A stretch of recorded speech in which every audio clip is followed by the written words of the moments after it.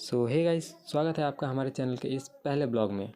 जी हाँ गाइस, वैसे तो हमारे चैनल पर कोई ब्लॉग आता नहीं है, पर इस ब्लॉग को बनाने का एक ख़ास वजह है और वह वजह है हमारा ये छोटा भाई। जी हाँ दोस्तों, हमारे छोटे भाई का बीएसएफ में सिलेक्शन हो चुका है। भाई तो वैसे बहुत खुश है और वो आज जा रहा है बीएसएफ के ज्वाइनिंग के लिए।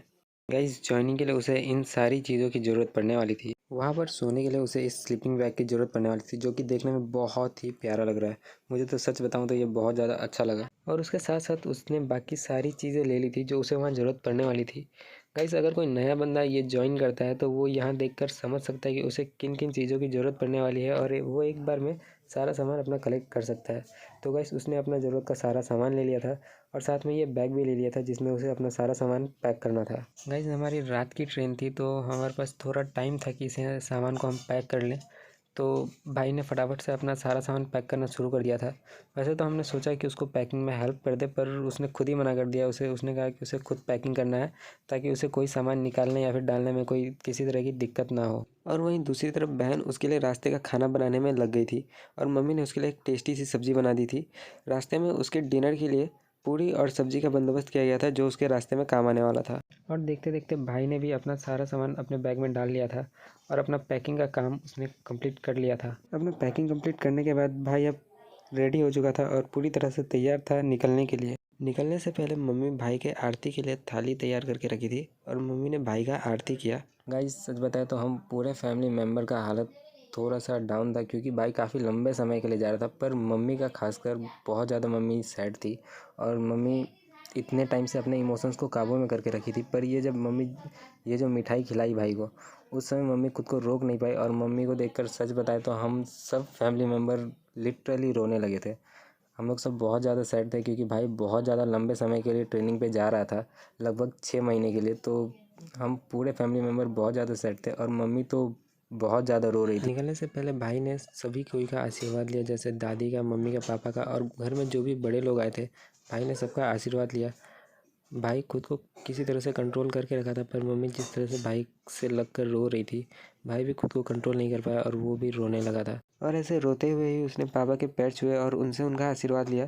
पापा ने भी उसे प्यार दिखाते हुए उनसे गले से लगा लिया ताकि उसका सफ़र और मंगलमय हो जाए। देखते देखते अब समय हो गया था निकलने का, क्योंकि ट्रेन का टाइम भी अब करीब आ चुका था। तो भाई अब रेडी था पूरी तरह से निकलने के लिए। अब ट्रेन का टाइम भी हो चुका था तो हम लोगों को फटाफट से स्टेशन पहुंचना था। वैसे तो हमारे घर से स्टेशन बहुत ज़्यादा दूर है नहीं, पर फिर भी स्टेशन पहुंचने के लिए हमें कोई साधन चाहिए था। तो हम लोगों ने उसके लिए मंगवाया एक टोटो। हमें टोटो से जाना था, तो टोटो पे हमने पापा, मम्मी, बहन और मामी को बिठाया और हम लोगों का प्लान था हम लोग स्कूटी से जाएंगे। तो हम लोग स्कूटी से पहले ही स्टेशन पहुंच चुके थे और उनका वेट कर रहे थे। तब तक उनका टोटो भी आ चुका था और अब हमें स्टेशन की तरफ जाना था। गाइस, स्टेशन तो हम पहुंच चुके थे, पर स्टेशन इतना ज़्यादा खाली होगा ऐसा हमने बिल्कुल भी एक्सपेक्ट नहीं किया था, क्योंकि स्टेशन पे वैसे बहुत ज़्यादा भीड़ रहती थी, पर आज के दिन पता नहीं क्यों स्टेशन इतना ज़्यादा खाली था। देखते देखते भाई के जो दोस्त थे वो लोग भी उससे मिलने के लिए आ चुके थे और सब मिलके हंसी मजाक कर रहे थे। और दूसरी तरफ हम लोग बहुत ज़्यादा बोर हो रहे थे क्योंकि ट्रेन आने में अभी टाइम था। लगभग 8 बजे का ट्रेन था और अभी देख सकते हैं आप 7:36 हो रहा था। हमें अभी भी लगभग 25 मिनट तक यहाँ पे वेट करना था और अपना टाइम पास करना था। तो हम लोगों ने सोचा क्यों ना फ़ोटोशूट कर लिया जाए। तो ये कुछ फैमिली फ़ोटोज़ हम लोगों ने क्लिक किए और भाई ने अपने दोस्तों के साथ कुछ फ़ोटोज़ क्लिक की।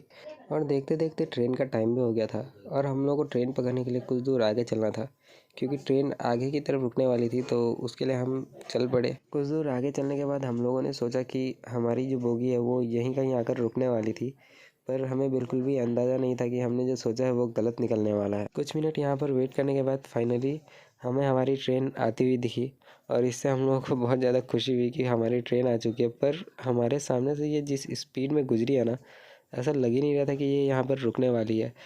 इससे हम लोग को एक चीज़ और अंदाज़ा हो चुका था कि हम जहाँ खड़े हैं हमारी बोगी हमसे कुछ आगे जाकर ही रुकेगी। तो इसके लिए हम पहले से प्रिपेयर्ड थे। तो धीरे धीरे हम लोग आगे की तरफ बढ़ रहे थे और भाई को भी उसका जो दोस्त था वो सामने की तरफ बोगी में जाता हुआ दिखा।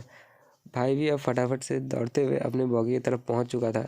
सो फाइनली गाइस, भाई अब ट्रेन पकड़ चुका था और इस ट्रेन के सफ़र के साथ उसकी ज़िंदगी की एक नई सफ़र की शुरुआत होने वाली थी। तो उसके लिए हम सभी ने उसे बेस्ट विशेस दिए। गाइस, आप सभी भी कमेंट सेक्शन में उसे शुभकामनाएं ज़रूर दें। तो आज के लिए इतना ही। Thanks for watching.